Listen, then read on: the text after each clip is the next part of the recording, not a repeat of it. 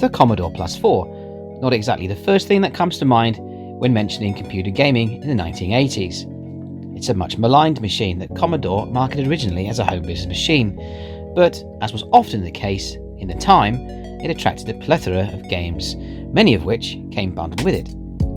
I was one of those fortunate children who grew up with the Commodore Plus 4. It's no gaming powerhouse, I'll admit, such as the Commodore 64, but it could still run some reasonably playable, and I dare say some exciting games. So here is my top 5 pick of Commodore Plus 4 games. Exorcist. No, before you ask, it's not based on the seminal 1973 horror film directed by William Friedkin. Instead, Exorcist is a pretty capable Pac-Man clone, which originally came bundled with the Plus 4. At least on the surface it's a Pac-Man clone. As you play on, you'll find that there are some extra touches that set it apart from Namco's Yellow Pill Muncher. First of all, there are no pills. Instead, you move around the maze, illuminating the walls, because, for reasons unknown, your character is a kind of sparkly ball of light. Once the walls are illuminated, you open up a choice of exits, and you move from dungeon to dungeon, defeating ghosts, picking up segments of a map, and largely useless power-ups such as lightning, which you futilely fling at the enemy. Lose a life, however, and the maze completely resets, so unlike with Pac-Man, you have to clear the level within one life. Presumably the objective is to complete the map, but honestly, in 30 years of playing, I still haven't completed it, because despite its generous number of lives, it's punishingly difficult. Still though, it's fun and replayable with some lovely music. The Exploits of Fingers Malone. Yes, this does sound like a filthy title, but this is a Commodore Plus 4 game we're talking about here, not a ZX Spectrum, so there's no sex games to be found here.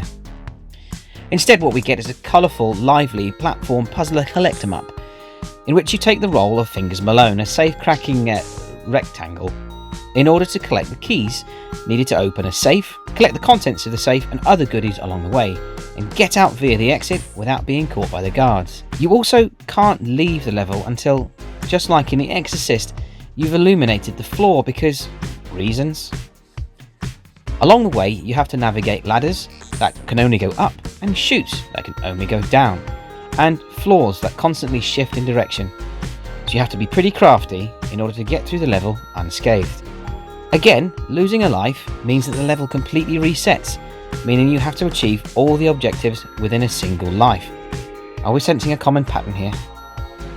As a result of this, it is infuriatingly difficult, but compelling to play. Something about it just makes you want to keep trying again and again.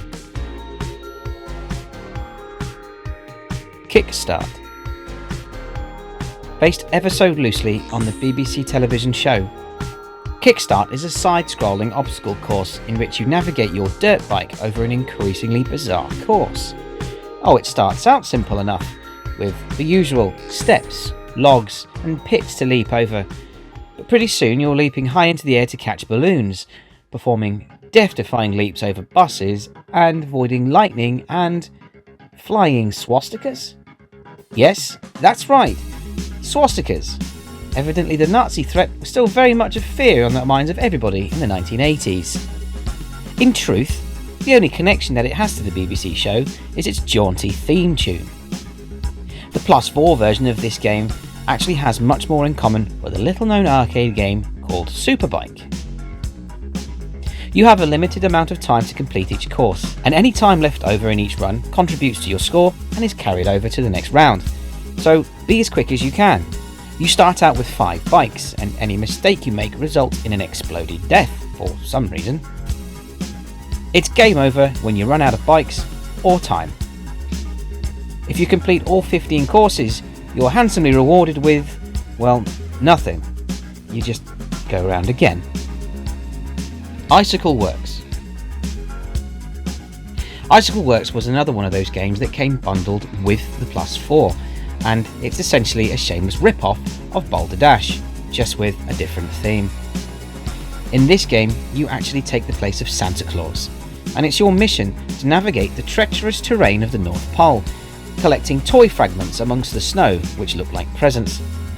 Collect enough pieces to make a complete toy, and you unlock all the exits in that room. Behind these exits lies more levels and larger toys to complete, requiring more pieces to be collected. Hazards include the obvious boulders, snowballs, polar bears, and penguins, presumably shipped in from the South Pole just to be an embuggerance to you, and blizzards, which you can accidentally release and consume an entire room with you in it. If you're skilled enough to flatten an enemy with a snowball, your reward is more toy pieces, enabling you to complete the level quicker. But sorry, I couldn't manage it for the video. The game has no ending, presumably because there's no way you'd ever beat it. This is because it has an insane difficulty spike. Some of the levels look impossible to complete. Still, it's fun, fluid, fairly non-linear, and has some great graphical effects and delightful, if not festive, music throughout.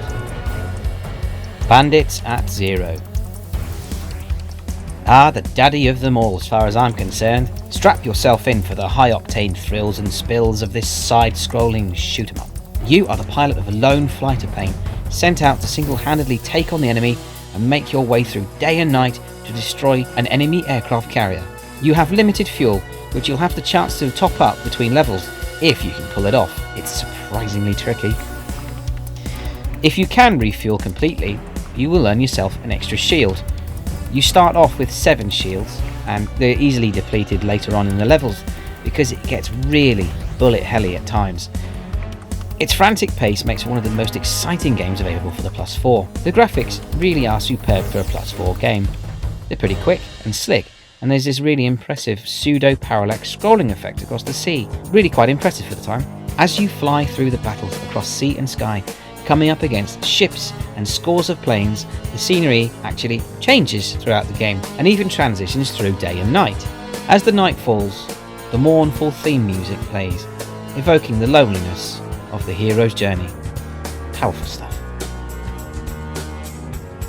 And that's why Bandits at Zero was my top pick. And those were my top 5 games for the Commodore Plus 4. If you think there are any that I've overlooked, or that require special mention, please comment below. As ever, if you've enjoyed this video, please like, share, and if you like, subscribe. Thank you very much for watching. See you the next time on Retro Respawn.